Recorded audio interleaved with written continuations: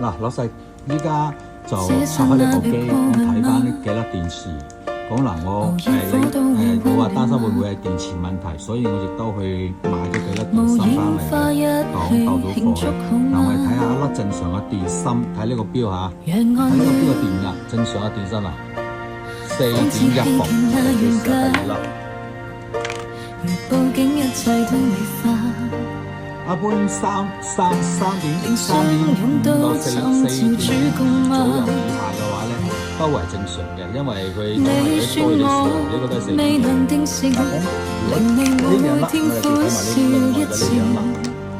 我們說出一句美麗台詞，是你心中一樁缺陷的雨，流盡了眼角裏的刺，為何不浪漫？